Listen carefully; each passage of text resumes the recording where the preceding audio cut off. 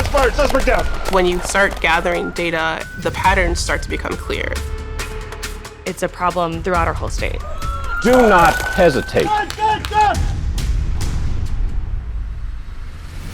Reporters from Frontline's local journalism partner, the Star Tribune, have been covering the story since day one. There'd been a long history of heavy-handed policing and police violence.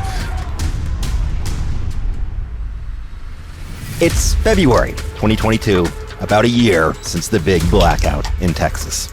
Is the electric grid gonna hold up this time?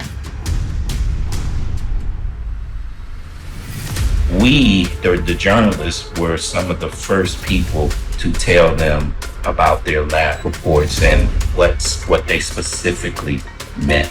Poison, the new investigative series from the Tampa Bay Times, in collaboration with Frontline's local journalism initiative. It is such a humbling moment to know that elevating what people are experiencing can produce tremendous change.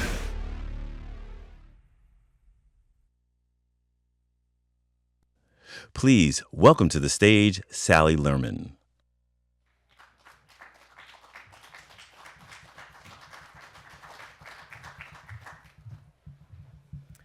Hi, everyone. Thank you so much for coming, and I am so delighted to be here. What an important moment for us all to be getting together, and what a great opportunity to be talking about the issues that are so critical to us right now. So it's my great pleasure to kick off this panel. We could do a little ground laying with, and this panel will be tremendous with such experts who are doing amazing and innovative work, as you just saw in the Frontline local program that they're doing. So I'd like to set the stage with remarks around the opportunity that we have now to build a bridge across polarization. And I was just in the panel talking about that. And yes, it might seem the hardest thing in the world to do right now, but this is actually very much our purpose as news organizations, and we can do it through building trust. And so I urge you to seize this opportunity. So let's start with the great need. I think, of course, everyone is aware of the way the current federal leadership is attempting to tear away press freedoms and punish independence, and they are helped by the public's generally dim view of the news media. You've heard the data. Trust in news has been steadily declining for decades. Gallup says it's now down to 31% in the United States. The Edelman Trust Barometer, which came out a bit later, had slightly better news. They said it had gone up 4% to 43%. But this is the number that struck me. Only 26% of US citizens said they had actually consulted the news when deciding what to vote for in the past November election. This is data from Northeastern University and a group of universities that studied that. And people were mostly talking about television news. Just 1/4. So that's shocking. This is to make a decision that is critical to their personal lives, to their communities, to their country for at least the next 4 years. And they didn't even think of journalism as an important source. So they didn't even use local media. Not local media. They didn't use local media among that group, but they didn't even use social media. That was just 12%. So the bulk of where people went to think about their decision in the election was to talk with family and friends. And then if we take it further, that maybe about 1/4 of them looked at the news. And so we have this game of telephone, except about the most important issues in our country. So we need to build more than trust. We need to build value. And you don't value what you aren't sure you can trust. And we struggle to understand why influencers, even those with sloppy practices that are paid by sponsors, are so deeply trusted. It's because they know trust is a relationship. You trust an individual or an institution who you believe have ethics. You know they have expertise. They're relatable. They're reliable. They share your values. So values. Despite our polarization, shared values are real. We care about our families. We care about our communities. City Square Associates did a big study for public media, in fact, and found a craving for community. People wanted news that helped them feel hopeful, to become a better person, and to help them participate in public life. What is journalism about? That's what we're about, and more transparency will help us get there. In Trust Project user research, this idea of agenda keeps coming up. Who is this news organization? Who do they really serve? It's a pressing question for people, and one reason that we continue to lose trust and we continue to lose audience. It's why partisan media gets so much traction, because there's an assumption that all media must have an agenda. It's just that traditional journalists don't talk about it, or perhaps they won't admit it, or perhaps they don't even know it. So now transparency can really help us answer this question about agenda. Our agenda, we serve those shared values. We serve the public interest. We help people learn about one another. We provide a space for discussion across difference. And we have guardrails, policies, ethics, standards, one another to keep us doing so. 300 news organizations now work with the Trust Project, which I lead, to place the trust indicators on their sites on air. And those trust indicators explain all those pieces that I described that show our shared values. They talk about their mission, who owns them, who funds them, their ethics, and across their news, their opinion, and paid content. So who and what is behind who they are and what they're doing. And as we just did a study last year with with American Indian participants, communities of Native people in the US, and one participant said, once you start understanding how processes work, then you don't have to doubt them so much. So that's the first layer, is just being clear and transparent about who we are and about that we really are about shared values. But we need to go deeper. I always say there has to be action behind those words. And as the Trust Project, we're thinking about, again, how do we deepen this more than just the everyday actions, but stepping further into this concept of shared values and communicating that. So I look at it in 3 areas. One is language, one is listening, and one is fairness, and they're all connected. So language, how often do the words we use reveal a perspective? And I'll just say, the news organizations we work with sometimes struggle to separate news truly from opinion, and that's one kind of perspective that leaks in. If you haven't, there's other kinds of perspectives, and if you haven't already, look for PACE's survey around language, philanthropists for activating civic engagement. Some of our favorite adjectives in journalism, like civic and civil, do not resonate. They suggest we learn words that they call bridgy, that cross divides and that bring us all of us back to those shared values. These are words like community, service, unity, belonging, freedom. I mean, I think everybody in this room can agree with those words. So it's about thinking about the leakage of perspective into our work and also thinking consciously about how do we actually bridge. Listening. Even though journalism may seem all about listening, we don't really listen that well. I talk to, again, a lot of news organizations, and even at the most basic level, the organizations that the Trust Project works with don't always provide a really easy way for people to share a correction, say, that they'd like to see, an idea for a story, to engage. We expect people to understand how journalism works. No wonder we're seen as elitists. We're hard to reach unless we want something. This brings us to fairness, which comes from listening well. And I've learned a lot from the intercultural scholar Omedio Chiang at Denison University, who asks us to think deeply about our news agenda and our everyday reporting, and think about Again, that perspective that is built into the conversations we have out in the field and also the way we talk about news. So we are embedded in power structures as journalists. We have to acknowledge that. And we embody certain perceptions and thinking based on our own individual histories. So I would advise you, I would urge you, consider conversations in your newsrooms about those questions. So instead of simply fact and perspective gathering, how might journalists learn to recognize their own embedded worldview?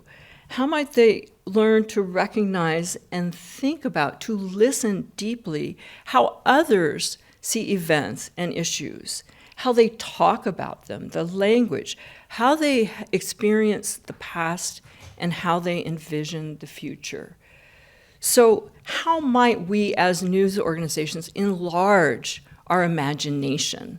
This is the core thing we really must do, and it's about listening, it's about language, it's about fairness, it is about transparency. So we start with transparency, not just here and there, but structurally, across all of journalism. Everywhere people turn, they should find out that honest journalism looks, acts, and sounds differently than everything else that's out there. It reflects and asks all of us, all of our communities, to reflect on our shared values. And we must deepen those skills around language, listening, and fairness.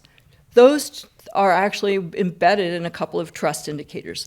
Listening to the plurality of voices around us within our communities and beyond, and in the deepest sense, user engagement, public engagement.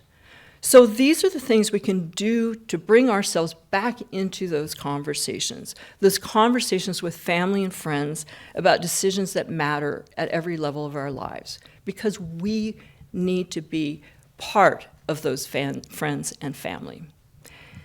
So thank you for being with us today. Please help me welcome to stage our panelists who will dive so much deeper into transparency and give you some great examples and provocative questions.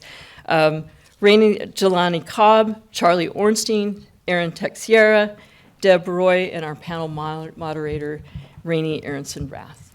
Thank you.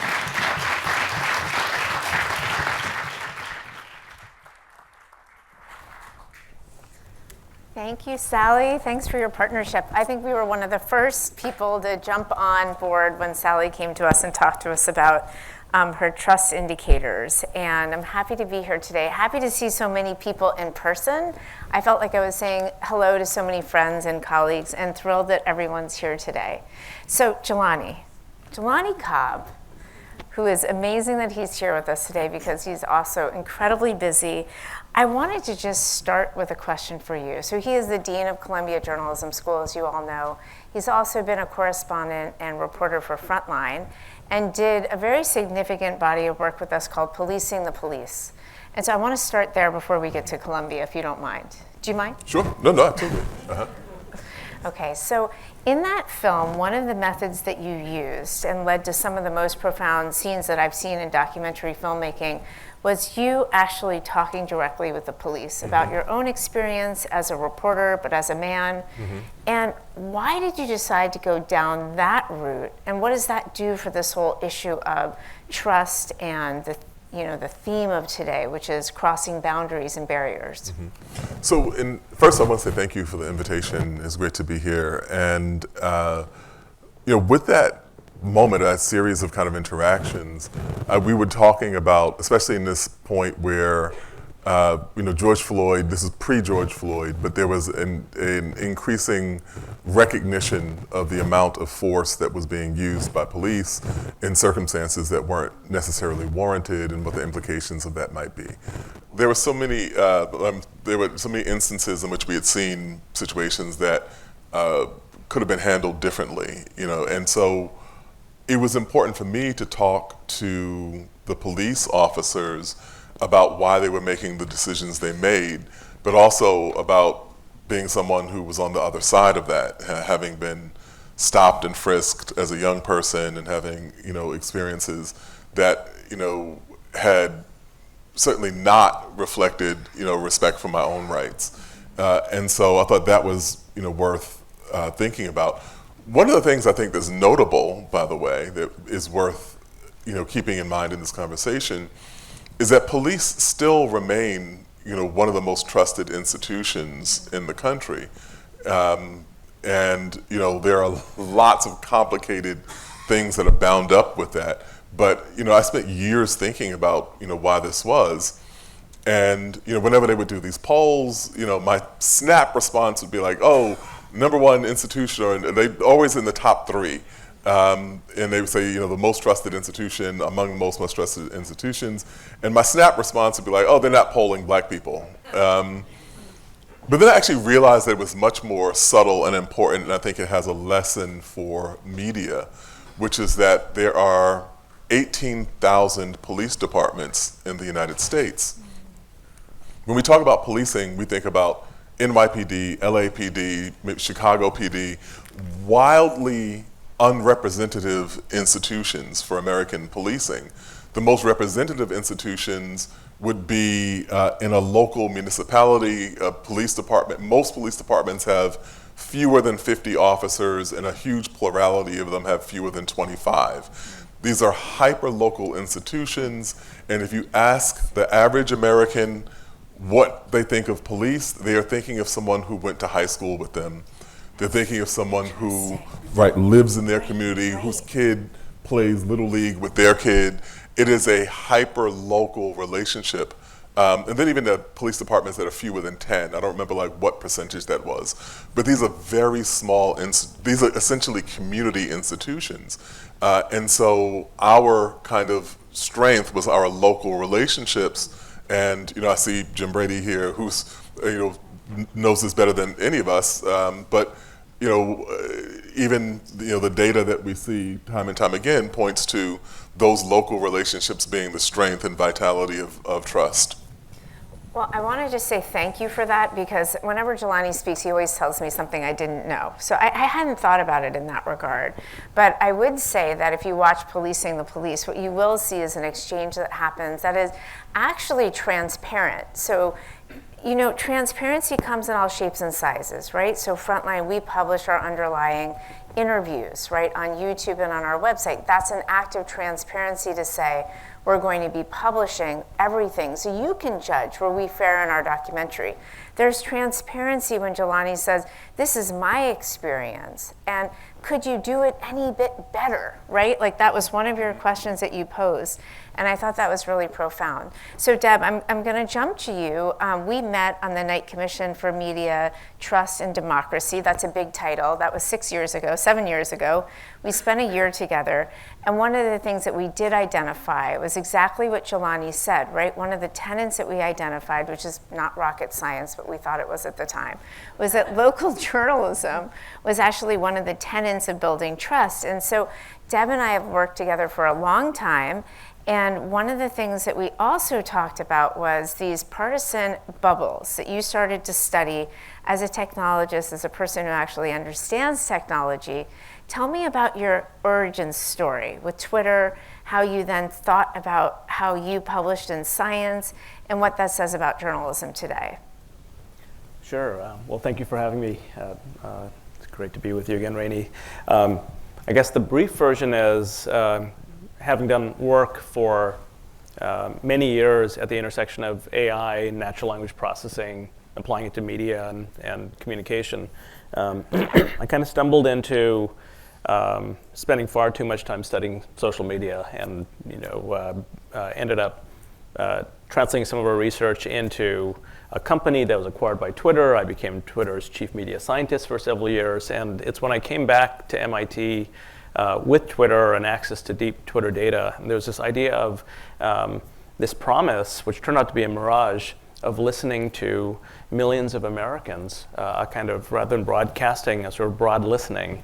And the idea was, well, you have people freely expressing themselves at scale. There's a election coming up. This is 2015. Why don't we use the AI capabilities of the day to listen for patterns, and in particular tune into what are the issues that are most important to Americans through this listening channel. And I call it a mirage because before the election even happened, we started to notice certain patterns that there was. This is now obvious, so I'll just summarize that the listening channel had become distorted, and that it was really certain voices that had learned how to get viral attention that was driving most of the conversation. So this idea that there was sort of no top-down agenda being set, it was actually mainly those millions of voices reacting to very extreme perspectives and just a lot of shouting. That led to starting to create visualizations of the social networks of people who followed each other on Twitter, which tends to be an indication they know one another. We were also analyzing how journalists were covering the 2016 presidential election, so we identified the individual accounts of thousands of journalists who had published pieces across the political spectrum. And it revealed this stunning fragmentation. What we started calling the Trump tribe, several million accounts that we were pretty certain were not bots that were aligned with candidate Trump. This is in the fall, and virtually zero journalists out of thousands that were connected to that clique, even across the entire political spectrum. So that was one example, and we studied the spread of false news defined as a group of fact-checking organizations over the history of Twitter, and found, again, these stunning, clear, these were not subtle findings, that the stories that turn out to be deemed to be false spread far faster, far further than true news, and it was not, bots that were accelerating the spread. It was humans that were, apparently looking at a news story, and if they were surprising and disgusting, we looked at kind of emotional responses that tend to correlate with the news being spread. So these are some of the things we were studying, and really by the end of 2016, early 2017, we really shifted to saying, how do we build tools to leverage what we can see here to help those that want to communicate across divides, and that's what brought us together, and how do we build alternatives to social media, which is also things we're doing together now. I mean, one of the things that we do at Frontline with MIT is it's iterative, and it's now been multiple years of us trying to figure out the sort of shape-shifting of technology and journalism. And one of the cross-sections for us is that, so Frontline's audience, interestingly, is multi-partisan for the broadcast and our streaming long form. Where we saw the same bubbles that he identified in his research was on social media. So the first iteration of our work with Deb was looking at the language that we used on social media, looking at what we were sharing on social media. And the experiment we did with him actually led to less people on Twitter, but more people in the middle. And so that led us to all think about what is actually our mission here, right? Do we want to talk to the far left, the far right, or do we want to actually cultivate a middle that radiates out? And so we thought that was a very successful experiment, even though if you looked at the metrics, maybe it went down a bit. Deb, I'll just ask you one follow-up question, and then Erin and Charlie, you're not off the hook, just letting you know. But you could talk to Deb and Jelani all day, and you could talk to Charlie and Erin all day. So Deb, we created together this idea of a dictionary. And can you just explain the premise to this crowd, what you're up to?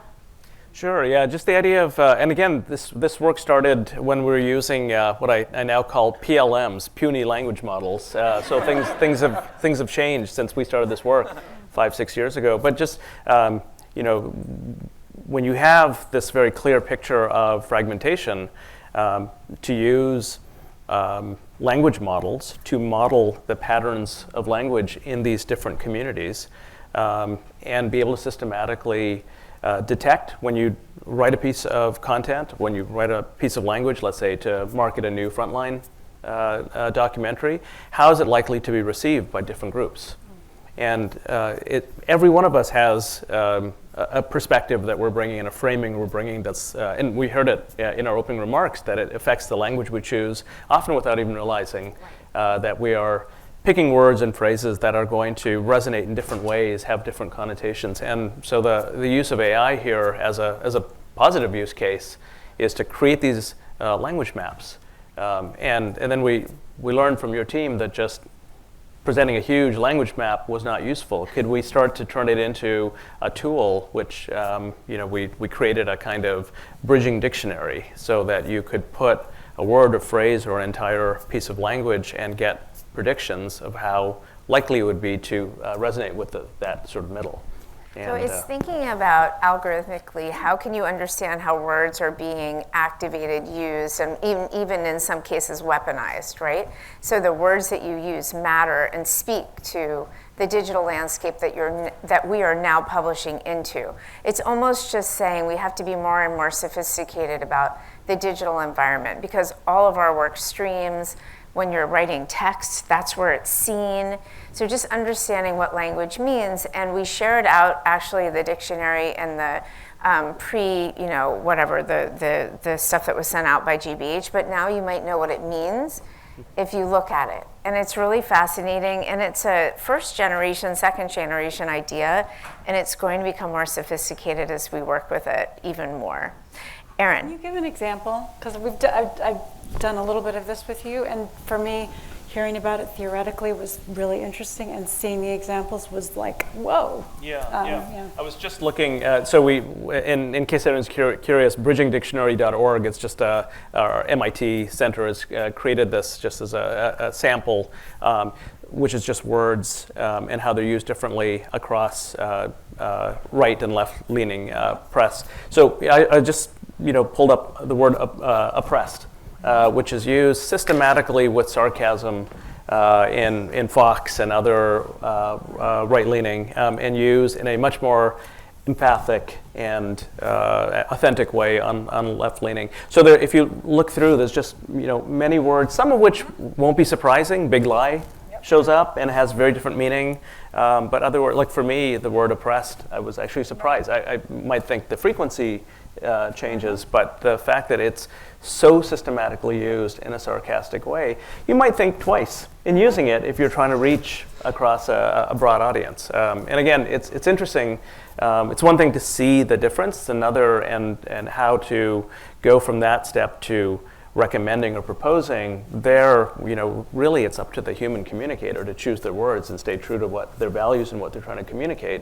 But if you're trying to reach an audience that is actually different than, and we all have our biases. So that's an example of one that for me was a surprise this morning. Sure. I mean, and then it does take into account the fact that there's always going to be a reporter or editor who's taking this information and then deciding what is right for the story. And where we've really landed is to be more descriptive about what is actually happening in that moment, as opposed to using words that might actually take away from an audience you're trying to reach. So it's just being thoughtful. It's actually just practicing better journalism. If I could just add, in less than a minute, with large language models, just to give you a sense of what's now possible, because we've heard a lot about influencers. So you can take a large collection of what some influencer has said and create essentially a digital avatar of that influencer, and then you can message test with the influencer. And you can, so you well know about chatbots, but so these are the kinds of practices now to understand how will my messaging, my framing land with a specific person or a population. So this kind of digital message testing with avatars is now, it's actually a practice that's emerging. So the large language models really unlock a lot more modeling. So one thing about working with people like Deb is sometimes he's speaking another language, which is great because then you have to learn it. But the good thing about journalists is we can always learn what people are trying to tell us, and then how we apply it is the big ongoing mystery and iterative journey that we're on together. So Erin, we have good news today. I have to just take this moment and say that the Knight Foundation re-upped their commitment to Frontline's local journalism project. Thank you, Jim. He's here. He's here. So it just happened to happen today. We're producers. No, I'm kidding. If we could just snap our fingers, right, everything would happen today. But Erin is the director of our local journalism initiative, and just a little history on this initiative. It actually started again when Deb and I were on the Knight Commission for Media, Trust, and Our Democracy. We did identify local journalism as one of the tenets of trust. We were seeing a fissure already in a lot of the metrics, and we were worried. We started two things during that moment. One was our transparency project, and one was our local journalism initiative. So this will be the closure of our 5th year, and now we have 3 more years. Thanks again to Jim, who's here. And Erin, I want to just ask you a question, just back to basics. You were a local reporter, you're now an editor of our project. What have you seen the biggest change now that you're looking in on the journalists that you work with? Well, thank you for having me. It's good to be on my home turf on stage. So I was a local journalist many years ago, and I was in newsrooms with many hundreds of other reporters, dozens in some cases, covering small areas. So resources are fewer, newsrooms are smaller, everyone's stretched much thinner, and I think when we boil all of that down to trust, it has to do with local journalists don't have the bandwidth to be out in communities with our sources, with public officials, building trust and maintaining that trust and answering after your story is published, going right back out there and saying, hey, what'd you think? Oh, what did I get wrong? Let me, it's the ongoing conversation. We simply don't have the capacity for it anymore. I see in my work at Frontline, we're working on deep investigative stories with local newsrooms all over the country, focused on news deserts, places that have lost a lot of news coverage. And what's happening is, again, newsrooms very stretched, reporters who may not have the contacts and those long relationships that you need to build and keep trust in communities. And when you do the investigative work, I think we're starting to find ways of finding new ways of managing, right, with stretched resources, with investigative reporters going back and back and back. It's the only way we can build the trust and keep it, but we still have to keep innovating, I think, to figure out how to manage in, I think, one of the most challenging times that we've ever seen in American journalism. We simply don't have the resources. People are not. Audiences are not paying for the work, and we have to find ways of getting there. I want to give one example, though, of an investigative project that went on in North Carolina, where a local reporter, she's local, lives there, works there, has been there for many years, family ties, many generations, but could not get the State Department of Health to call her back. She was doing a year-long project on mental illness in North Carolina jails. At the beginning of the project, the Secretary of State would not call her, the Secretary of Health would not call her back. She went on and contacted, I think it was dozens of times. By the end of the project, with persistence, he was not only a huge part of the story, he was in every single one of her dozen stories, participated on a panel, and ended up in a Frontline film. That was persistence, it's basic reporting, and building trust. And what's the one thing that he said when he participated in the newsroom's panel? I realized that this reporter knew what she was doing and was curious to learn more. She was curious about what she didn't know. So he would never have known that had she not knocked on his door and persisted. It's the kind of thing that there's no way around it. There's no shortcut. As a journalist, you have to just show up and keep showing up, and that's local. Right, and I've been thinking just about the work that all of us are doing right now, that every story is local, right? It doesn't matter if we're doing 20 Days in Mariupol is a local story. Those are local journalists, right, in Mariupol. They're Ukrainian, right? And they are literally from a town, 2 towns away from Mariupol. And that's why their work was so visceral and so thoughtful. And I think what we're seeing a lot of times with the work that Erin's overseeing is that those local stories lead to our most powerful films. So we're also looking at, we're really investing in the investigative local journalism, but it helps the national work too. And people just love those stories and resonate with them. So Charlie, this is like, I didn't plan this, but this is great. Charlie Ornstein, thank you for being here. I want to know the origin story of how ProPublica, national, incredible, prestigious efforts going on, journalism all across the nation and the world in the early iterations. How do you then decide at ProPublica, I've never even asked Steve this, to go local? So local. Yeah, so thank you for having me as well. As many of you know, when ProPublica started in 2008, we were designed to solve what we saw as a crisis in national investigative reporting. And so for the first 8 years of our existence, we really focused entirely on that. Our staff, initially all of them had to be in New York. We had a couple folks in DC, and I think we demonstrated a couple things in those early years. One, that a nonprofit could be successful financially in journalism, and two, that it could be successful journalistically. We are incredibly proud of both of those feats that we achieved.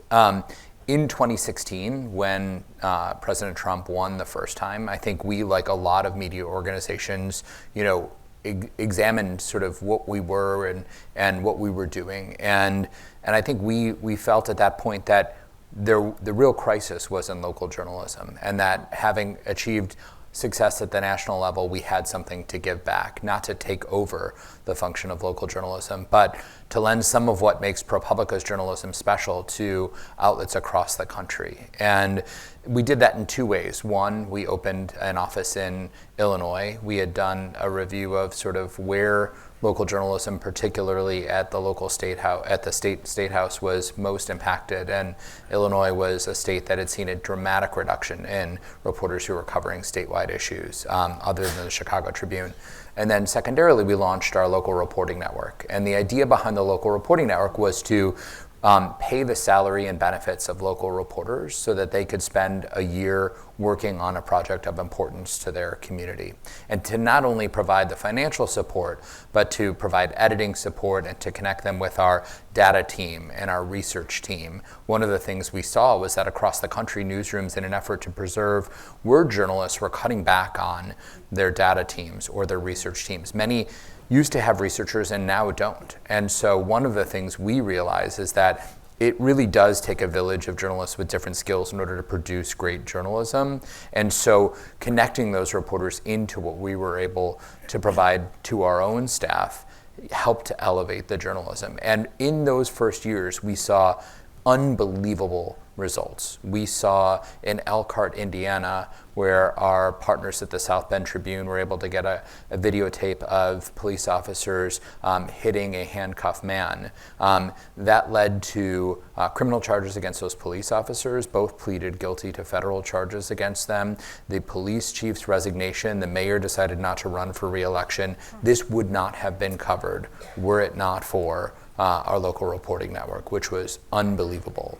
In Alaska, there is a crisis of sexual violence against women. Alaska leads the nation in sexual violence. And we reported on how for decades this has sort of gone on and that communities lacked access to local law enforcement. And when this story published, it was such sort of it attracted so much attention that then Attorney General Barr flew up to Alaska, declared a federal emergency, gave Alaska tens of millions of dollars to devote to local law enforcement and increased prosecution as well. And this drew a lot of attention, but we didn't stop there, because one of the things that we realized was that victims of sexual violence in Alaska had lost their voice, that people had taken away their ability to be heard. And so we created a project called Unheard that gave people their voice back. And not only did we publish that in the newspaper, but we also partnered with the Anchorage Museum to put up the portraits of these women on the exterior of the Anchorage Museum. And as you walk by, you could hear their voices projected from the museum. So people who were walking underneath the colonnade of the museum heard these voices. And the last day of that series, the Anchorage Daily News printed a blank front page with a message that your story goes here. And I can't tell you the number of readers who sent pictures of their story on the blank page as a way of reclaiming their voice. So the power of local journalism transcends, and the ability to work with, partners to give the voice back is incredible. I'll give you one more story, but there's so many, and that's in Memphis, where we work with Wendy Thomas at MLK 50 to write about a hospital, a Methodist hospital, that was suing patients by the thousands, and not just patients overall, but their own employees. They were suing their own employees over unpaid medical debts at the hospital and then garnishing their wages. And Wendy wrote a unbelievable series of articles about what was happening at Methodist Lebanon, and immediately they dropped this policy. They increased the wages of their lowest paid workers. They dropped all of the lawsuits. They dropped the garnishments. They increased their charity care, and that would not have happened without Wendy Thomas and her work in Memphis. So this is the power of investigative journalism is amazing, and when you connect it with sort of the resources we bring, you create magic. Right, and thank you. Gosh, Charlie, I've never heard that. I know him very well. We've worked together, but that is actually really vivid, just thinking about the front page of the newspaper. That's really emotional. Thank you. So Jelani, I have a question for you. You're now the Dean of Columbia. You're going into your third year? Is that into right? my fourth year. Oh my goodness, okay. It's been a lot. Not really, it's just been a relatively placid job. In full transparency, I'm a graduate of the Columbia Journalism School, as is Erin. Maybe Charlie is too, and you teach, so we have a lot invested in Columbia. Deb, if you show up, we'll find something for you to do too. You should have him we institute board together. Oh, that's right. That's of course. I forgot about that. Yeah. I've got a Columbia link as well. Yeah. So Jelani, I have a question for you. So you're teaching students. You're basically helping them understand how to be a journalist in the first place. Mm-hmm. Last year and this year, they've become part of the story. How do you counsel journalists? And Sally talked about this too. How do you counsel journalists on being in the story, listening, but they're part of a story, but having enough distance to be a reporter? How do you help students understand that, especially as, at least last year, they were really the only people allowed inside Columbia to be the reporters. So it's not like any of us were in there. There's a moment, it's comical in retrospect. It wasn't funny at the time. Well, it was funny to me, but I was in a meeting with a group of people, and this was during the encampments, and the gates to the university were closed, and someone said, "How do you know how many journalists are on campus?" And they said, "I don't know, no more than 5 or 6." And I said, "You mean 305 or 306?" It's like you have a whole school full of them that are over here, and you could see a person head exploding, they're journalists over there. And so I said, "Yeah, the call is coming from inside the house," which I thought was hilarious. No one else did, Then they understood who you were. They kind of understood who I was, right? But I think one of the things, there are two things. One is that I was very proud that students came to me, and students from different backgrounds came to me and said that they had difficulty separating themselves from what was going on around them. And I thought it was encouraging that they took the proactive step to talk about that. They didn't just kind of suppress it, or they didn't just say, "Oh, I'm not going to do this at all." And I said, when you have moments like this, you lean on your methodology. That's what methodology is for. We taught you these things, and I'm prone to the occasional sports analogy. I said, with boxing, they teach you to throw a punch, and then they teach you to throw that punch again and again and again. It's not to teach you how to throw it correctly, it's to teach you how to forget how to throw it incorrectly, so that no matter what happens, you always do this thing in the proper form. And it was you go back to your methodology such that, when you're in a situation that's difficult to parse, it may not be easy for you to find your North Star. You're what are the guidelines here? How do I report? Have I double-checked this? Have I found sources that don't concur with the sources that I've been talking to. Did the question that I posed to this person have a leading kind of implication to it? All of these things that we do in our reporting class. Now, we didn't really, even including the things about hostile environment reporting, which we didn't anticipate they would need on campus, but they really did, because people were being doxxed and digital harassment, all sorts of other things were going on. And so it really became a kind of, almost a kind of case study that they were dropped into in the middle of their second semester. Well, I thought it was interesting this morning that Marty Barron shared, as he often does, leaning into our standards instead of out, changing the form, being more informal like you do in your work especially, but also just making sure that those tenets are still at the heart of what you're doing. When you were dealing with the students, I know there was a lot of emotion in the room. How, and this has to do with trust too, like trust in our standards and our editorial practices is in moments like these, as you said. So how did you counsel them with what they expressed personally on their own social media, sites, like anywhere from X, of course, all the way to Facebook or wherever they are on TikTok, because I saw a lot of that on TikTok. How do you counsel them in that arena? I was admittedly kind of playing an away game there because I'm at the New Yorker, and the New Yorker has a kind of liberal orientation, famously. And so people would say, oh, but you write things. I was like, yeah, but that is like what I'm doing at this point in my career. I do opinion journalism very much, right? It was like, but there's a whole kind of background before that where that's not what I did, and I really kind of shied away from that. And so what I did tell them was there's a story that you may be foreclosing every time that you opine. And I've been in situations, where I've been, a person will think that they know what I think, and they're like, okay, I'm not going to talk to you. Yeah. And I was like, you have to kind of brook that as a possibility.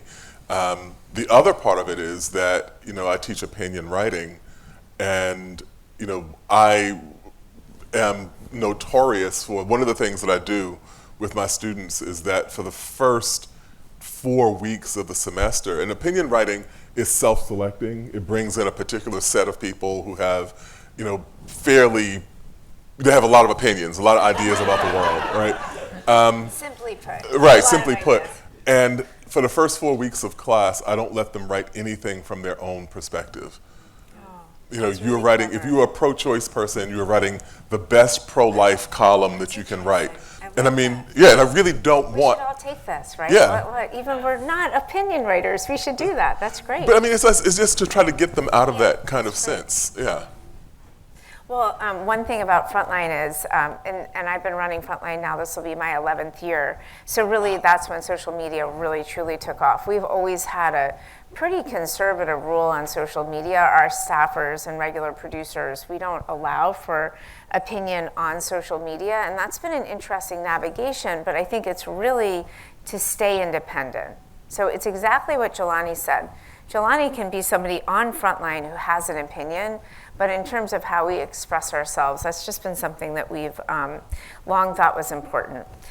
Deb, okay, so we're doing a really incredible program together this summer with really people aged 18 to 22. And one of the things that you heard Marty and Evan and others talk about earlier today is that it's not just about the partisan divide that we're all experiencing, it's also about a generational divide, right? And any of you who have any teenagers in your life, grandkids, kids, cousins, whatever they are, I have an 18-year-old son, happens to be an athlete, happens to be a moderate conservative, and what I started to do is really study what he sees on Instagram and what his ecosystem, his news ecosystem is.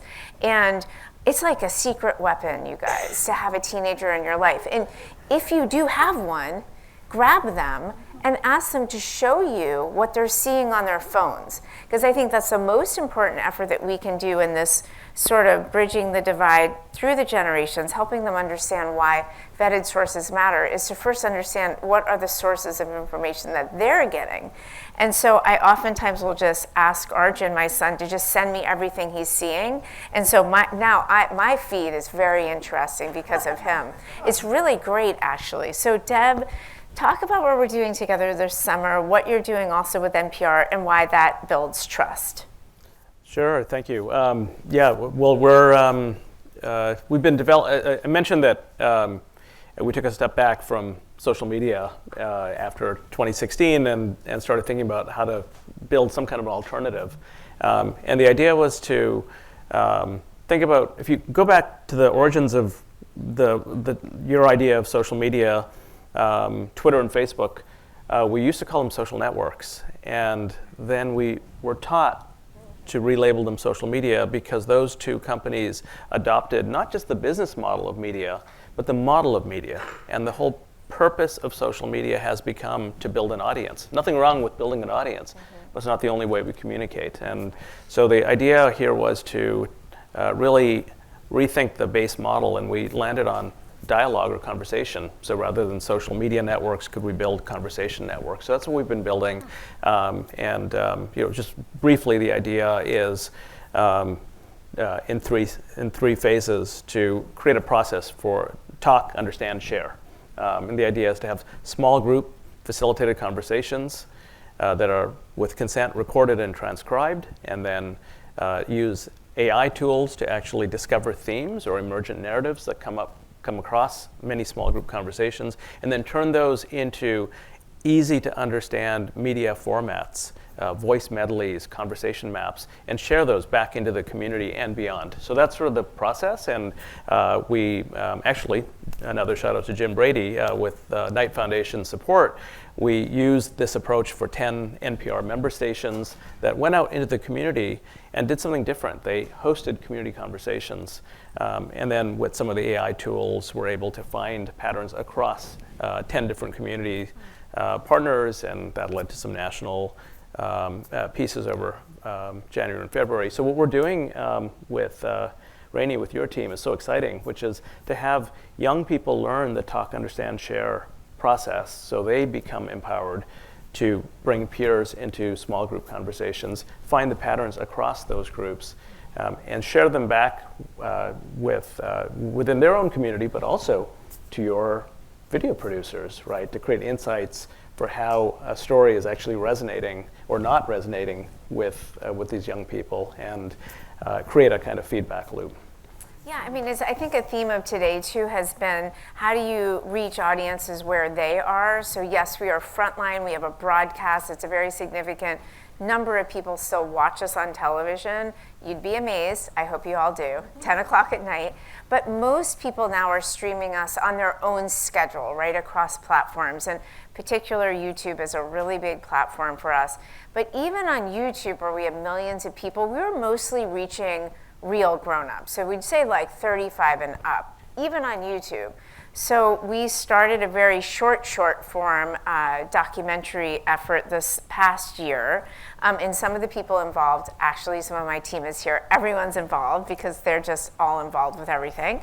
And we're working with Deb to actually figure out how we can have kids come together so we can listen to them. To Sally's original point, sometimes with younger people, we just talk over them, right? And then they get disengaged. And so this is a time where we're not putting them in charge of our investigative journalism, believe me, but we are listening to them about how they want stories to be told, what interests them, and where do they get bored. So this is a really interesting effort together. We're hoping that we will have something to share out to all of you who have come in a few months. And okay, now I have a challenge to all of you. There's a mic. Did you see that mic got just put there sneakily right there? We would love your questions now. You heard what these folks have to say, but please come up to the mic, and I'm going to call on a couple of you. If you don't, please come and ask us some questions. Thank you. Rich, are you coming up? No.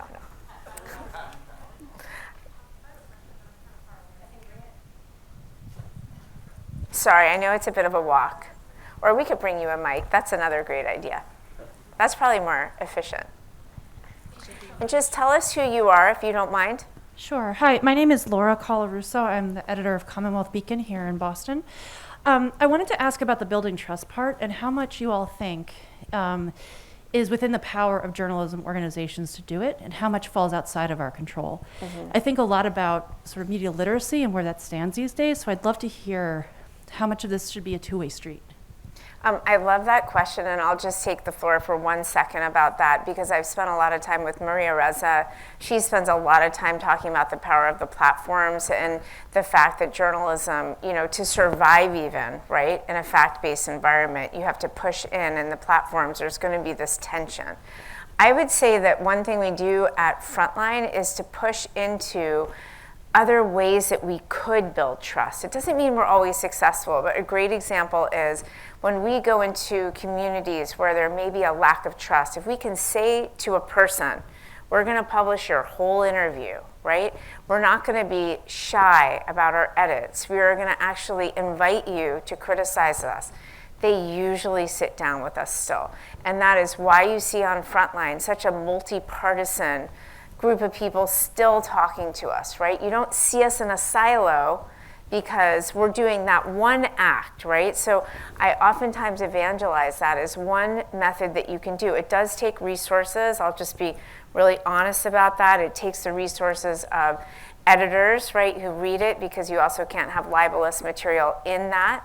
And it also takes, obviously fact checkers and other people and a lawyer to look at these materials, because it is an act of publishing, but that's just one example of how you can lean in and take a little of the power back, right?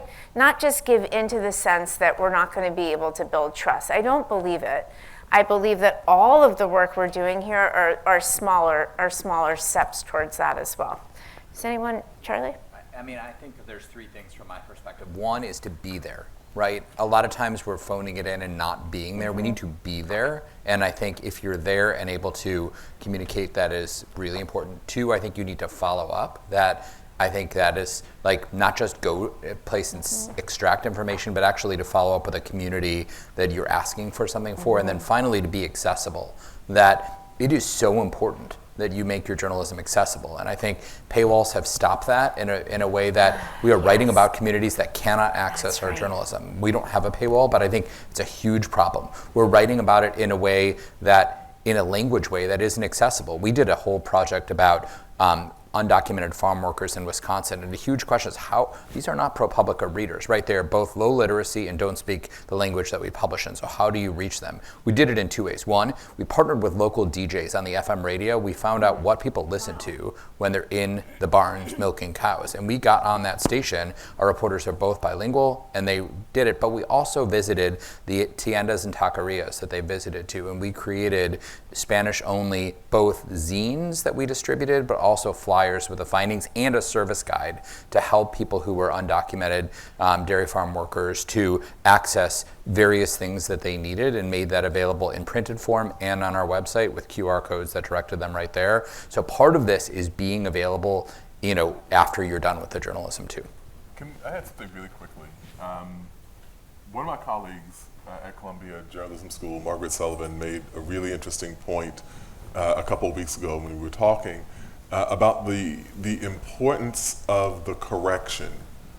And the reason that the correction is important is that, one, people who are lying to you never have to issue corrections. And so one barometer of the veracity of a news organization is their willingness to say, hey, we actually made a mistake. Because there's no undertaking in which humans have a 100% reliability kind of mark. The other part of it is that it's part of a bigger issue of us having to really be above reproach. And I don't mean that in a simple kind of arrogant way, but that we have to be so relentlessly concerned with maintaining our ethics, with doing what is right. When we fall short of that, being willing to confront and say, we messed this up, we're human beings, we will try to do better. And that is key to us building some of the relationships that we're talking about, around trust and transparency. Yeah, I love that. One more question. Oh, actually, we have time for two, right?